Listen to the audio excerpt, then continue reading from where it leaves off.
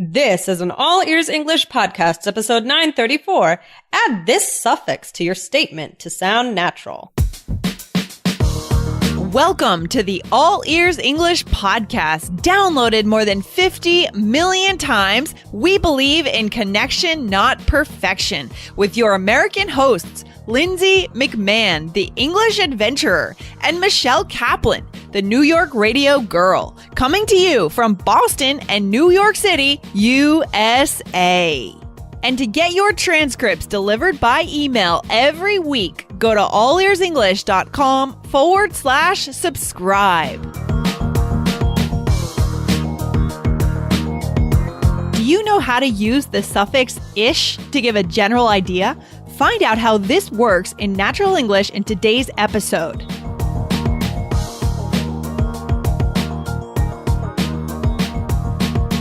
Hey there, Michelle. How's it going? Hey, Lindsay. It's going well. How are you? Well, I'm happy to be behind the microphone. It's like my favorite part of the week, you know? We're so busy these days. We're building so many cool things, some of the app and all these crazy things that we're doing. But just to sit down and record personally is joyful for me. Yeah, I have a lot of fun too. It's really great. Yeah, it's pretty awesome. It's pretty awesome. And it's especially awesome when we get amazing reviews. And I know yesterday we announced, or last week actually, we announced reviews for our app reviewers, but today, we realized, guys, we only have the iOS version of the app live right now. We will be building the Android version. But for now, if you are an Android user, you want to keep listening in your podcast player. So those guys have reviewed us in iTunes. So I want to call out, Michelle, a couple of people who have reviewed us in iTunes and say a big, huge thank you. Okay? How does that sound? Okay, that sounds good. Who do we want to thank? All right, big thank you to Margabera from Italy, a Silva 6 from Brazil, Vera Rios from USA, Test 61 from Switzerland, and 3513332 from Japan. Thanks, guys. We love these reviews. Ask a question in your review or just tell us what the show means to you. Thank you so much. It really does mean a lot to us, guys. We really appreciate it. So keep them coming. Yeah, 100%. And so, Michelle, when is your next yoga class? Are you still doing that? I haven't really been going much, but I'm hoping maybe I'll go sometime in the next week or so. Yeah, I mean, what time do your classes usually start? Are they like afternoon classes? Yeah, I have a class that starts at like 3:15, so I usually leave it around 3-ish because it's close to my apartment.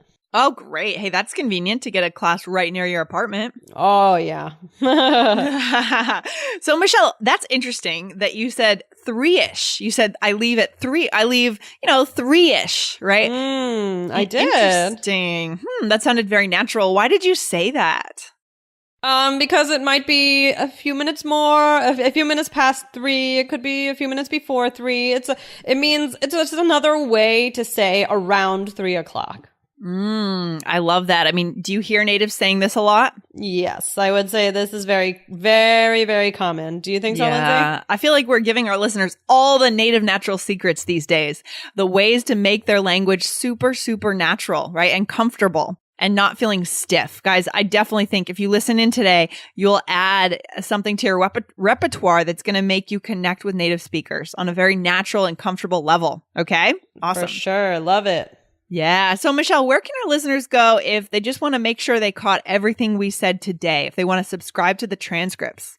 Okay. Well, they can go to allearsenglish.com/transcripts. Excuse me, /subscribe. They could go. Actually, there are 2 places we can go. If you want to get old episodes, guys, you can go to /transcripts. But if you want to subscribe to future ones and save 50%, you can go to allearsenglish.com/subscribe. But no matter what, you can get a transcript for today's episode. See, okay. I did that on purpose. What do you know? You weren't wrong. Yay! So you leave, about 3-ish is the time you leave for yoga. Interesting. So, I mean, again, is this common? Like, do people use this a lot in the US? Constantly, because no one wants to be specific about the time, right? Right. Yeah, exactly. Yeah, interesting. Yeah, I mean, I think there's a lot of fun ways to use this ish, guys, at the end of a word. And it's not just for time. We're going to show you right now that there are really creative and interesting ways to use it that I feel like I've been using a lot lately. And I mean, why is this a great question that we have here from actually it's Fabrice again, I think, that asked the question. Fabrice. Yeah. Yeah. Hey there. Yeah, I mean it's a great question because Fabrice is living in Chicago. Yeah. And he's heard native speakers use ish, right? And so the question is, how can our listeners, how can you guys use it, right? And feel and sound natural. Exactly. And I want to remind you guys, don't forget, if you are taking the IELTS exam this year, go over and download the IELTS Energy podcast. We're publishing 3 times a week over there. Go and grab it. Okay, Michelle, I think we should jump in and read the question from Fabrice, and we'll expand here. We'll answer the question for our listeners. All right. So I will read the question. Okay. All right. So hi, Lindsay. Hi, Jessica and Michelle. And then basically, I guess I'm giving a summary here. So Fabrice talked a little bit about how he felt lucky to be part of the Boston Adventure. And then he actually met up recently in Chicago with another student from the October program. That's so cool. That's so cool. I mean, people are forming these bonds, these friendships across countries, across nations. But the key thing is they're meeting through All Ears English. I love that because we all have the same goal of looking for connection through English, right? We have a different goal than many people who are studying English. I love that. Cool. I love it too. That's great. Okay, so let's go on to his question. So he says, I can hear a lot in TV shows or movies, people adding the suffix ish at the end of words. I think I know what it means. For example, if I say, I'm ready-ish, it means that I'm almost ready or I'm not really ready. Or if I say, I'll arrive at 5-ish, that means I'll arrive around 5. I tried to use it in everyday situations, but I didn't really feel that it connected me with people. So I was just wondering, is it common to use and should it be used? Fabrice. Okay. Wow. Great. Perfect. Yeah. That's awesome. This is great. Such a good pickup, right? Such a good pickup, meaning such a good, like you picked up on this, you heard other people using it, Fabrice, and you even tried to use it yourself. I love that. That is the first step. And then you came to us with the question. I mean, that is the model that we want all of our listeners to follow. Listen to it, pick up on it from natives, then try it, and then come back to us and get to know this phrase with us here at All Ears English. Okay. Sounds good. Yeah, awesome. And it sounds like Fabrice already kind of knows that what this is for, what it's meant to do.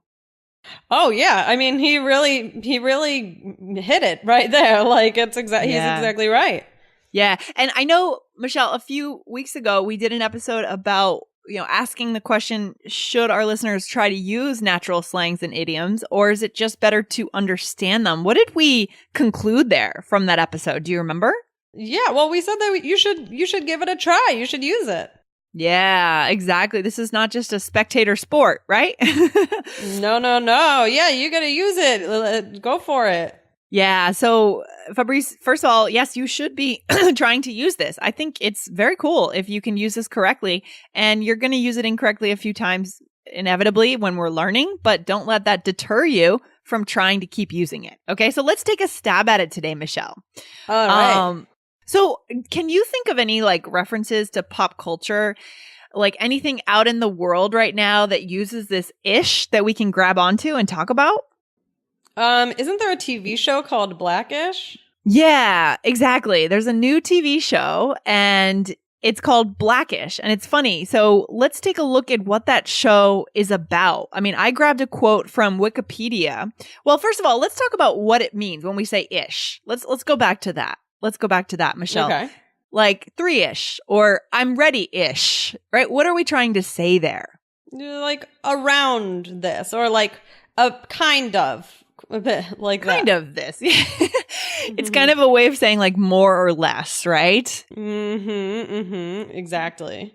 Yeah, exactly. So this show, Blackish, is a show about an African-American family in the U.S. and the show kind of lightly highlights heavier topics, right?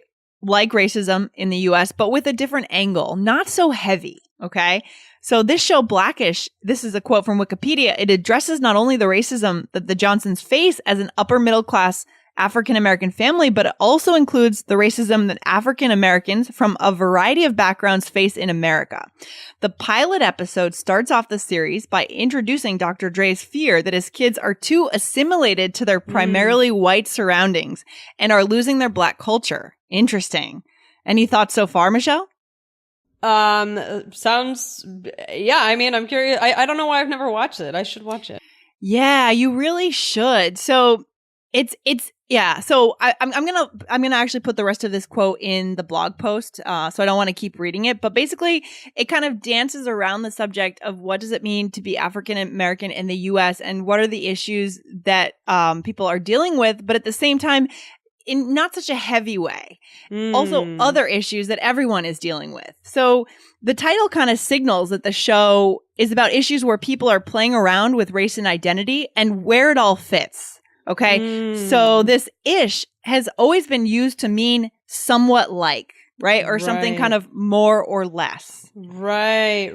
Exactly. Yeah. I'm not sure if I explained that very well, but guys, you should No, check you did. I think that was very I? clear. Yeah. I liked it. Good job. Okay. That's hard to explain. I think you guys should watch the show. Check out the show. I mean, and then you'll really get the nuances of what this ish really means. Okay? Yeah. Guys, are you using the new iOS app to listen to the podcast yet? Some exciting updates are coming very soon, so go over and download it now and start getting our limited time bonus videos that you can't get anywhere else. Go to allearsenglish.com/bonuses. So what else, Michelle? How else is it used? I mean, what do you think? Well, I mean, it's always been common to say it about time, right, Lindsay? Yeah, exactly. And that's the more obvious one. And that's how we introduce the show today. So again, Michelle, what time will you be there at the party? Probably 7-ish, but don't wait outside. I'll come find you inside the restaurant. Probably 7-ish. I love that. So common and so natural. But go ahead, Michelle. And I feel like this is like a really common thing. I mean, I'm sure in other places as well, but like, especially when you live in a place where the train, you have to take a train and like, you know, the timing, you never know exactly when you're going to get somewhere. You know, so like, 7-ish, like, I feel like I would very likely say that to a friend because, okay, yeah, I could be there at 7, but I could be there at 7:10 if the train is taking forever. And like, people have that understanding here in New York, and I'm sure in Boston too, but like, when you're dealing with public transportation, especially, you know, or traffic if you're driving, I mean, you know, arrival times can always change. Yeah. And this is interesting to me, you know, because we know that orientations to time are so different across cultures, right? So, you know, there are some places where you might say, 7-ish, 8-ish, I'll be there 7-ish, 8-ish, 9-ish. Right. Right. And that would be acceptable. But I feel like in the US, when it comes to arriving, it's acceptable to arrive, what would you say, 5 to 10 minutes late, max 15? It depends on what you're doing, of course. I arrived for my first date with my husband 15 minutes late. You did? Oh my God. Did he think he was going to get stood up? No. I mean, I was coming from work, but he was okay with it. But it's funny, like we still talk about that. Like he was okay with it, but I'm sure he felt a little awkward. He was just standing there waiting. Is she really going to come or not? Right? Yeah. That's interesting. Yeah. I mean, so that's another topic for another time. And actually, if you guys come back to allearsenglish.com and type in time, I know we've done a couple of episodes on that topic. So you could check that out. But that's interesting when you talk about what are the windows of time in which it's okay to be late, in which it's unacceptable. I think any longer than 15 minutes, it would have been fair game for him to like, you know, text you and be like, hey, like I'm thinking about leaving. That would have been that would have been a big mistake for me. That would have been a big mistake. Isn't that funny? Oh, yeah. Man. Oh boy. Okay. All right. So I think nowadays it's also used to kind of express other things. Let's give another example of where it could be thrown in this ish. Michelle. You know? Okay, so I mean, it could be at the end of a different kind of time marker, right, Lindsay? Like years-ish. Yeah, year-ish, exactly. So let's just show our listeners. Right. Yeah, let's just make this concrete real quick here for our listeners. So are you planning to make any big changes in your life? Yeah, I want to do something new. Maybe move to California. Oh, yeah? When are you thinking of doing that? Oh, maybe next year-ish. Not sure exactly. Ooh, that sounded so natural. What do you think? Yeah, I think, yeah, it felt natural. I think it sounded natural for sure. Yeah. So guys, it's not just about putting this on the end of like simple time, like 2-ish, 3-ish. That's the obvious low hanging fruit that you can start experimenting with. But there are other ways you can add ish when you want to be, I guess, again, like we talked about last week, when you want to be vague and general, like around this time or around something like this feeling. Right. So yeah. Go ahead, Michelle. And I do also think that like using it, I mean, if we want to give an example of not with like time or numbers, like, I mean, I could see like, I actually really liked Fabrice's example, like of saying I'm ready-ish. Yeah. Or me too. I could see if like, okay, let's say I had the flu or something, knock on wood. Oh my gosh. And you knew like I had to miss recording for a couple days, and then we finally got back on. And you say, "Oh, are you feeling better?" I could see myself saying, "Oh, I'm feeling better-ish. Like, I'm on the way." Yeah, that's great. It's like sort of, kind of, almost like not quite. That's perfect. Or I love a that little you said bit. that. Exactly. Yeah. Go ahead. Sorry, I'm just keeping. No. Or like I could see if somebody said, "Oh, you're gonna move to California? You're not happy in New York?" I could say like, "Well, I mean, I'm happy-ish, but I love that. Exactly. So those are some more practical examples of how you could use it. And I also want to say that it's interesting. Sometimes we even just say ish alone, right? We could go back to that potential dialogue between you and me. And I would say, "Are you feeling better, Michelle?" You could even say, "Yeah, ish." Yes. Yeah, that's so interesting, isn't it? Ish. Yeah, ish. And that's it. Yeah, I feel like I don't say that as much, but I know that people do say that. I feel like I'm more inclined. You do? I do. Yeah, sometimes. I think it's fun. Yeah, I think it's fun. Well, I'll try it. I'll try it and I'll get back to you. Yeah. So it is an option to even drop the word that comes before and just say, yeah, ish. But right, if you guys just want to get started, start with the easy stuff like the time frames, and then and then build on that. Listen for natives using this and you will build this skill gradually. But I'm excited that Fabrice is using this and giving it a try. Yeah, definitely. I really, really like this question, and this one feels really natural to me. Yeah, exactly. And then one pro tip for our takeaway here, Michelle, is what could we do if we're not sure if maybe we're not using the right intonation or people are not getting what we're doing with this ish? Wow, you can add a gesture. Yeah. Yeah. So you could kind of like wave. I mean, now I wish we were on a video, but you could kind of like wave your hand in a more or less gesture. Like, yeah. Right. What is that? It's kind of like up, down, kind of palm up, palm down. I think of it as like, I'm doing it right now and I'm thinking how to describe it. I can't see you. I know. Well, we should turn on her. I'm thinking, yeah, palm up, palm down, where it's kind of like side to side, almost like you're twisting your wrist.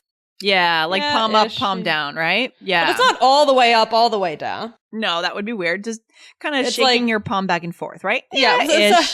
We need a video clip of this. Yeah, we'll have to do this on an app video in the special app, guys. Yeah, there you go. Yeah, this is something we could teach by video. Michelle, maybe that could be the next video you make. Who knows? Maybe. Who knows, Why not? right? Why not? Yeah, guys, remember, if you want to be able to see those videos, you need the app, and go to allearsenglish.com/bonuses to get the app. But yeah, guys, so try a gesture. If you're not sure if it's landing correctly for people around you, use the gesture, right? Oh, when are you thinking of moving to California? Oh, we're looking to move to the West Coast in 2019-ish. And then we would add the gesture with the ish. Interesting. Definitely. Very fun. Okay. This has been good. Guys, tough one, but really interesting when it comes to how to sound more natural and native. So give it a try. Yes. All right. Well, thank you, Fabrice, again. And thanks, Lindsay, for hanging out. All right. Take care, Michelle. Talk soon. Bye. All right. Bye. Thanks so much for listening to All Ears English. And if you need a 7 or higher on your IELTS exam to achieve your life vision, then our Insider Method can get you there. Start with our free video series masterclass. Get video 1 now at allearsenglish.com/INSIDER. And if you believe in connection, not perfection, then subscribe to our show on your phone or on your computer. See you next time.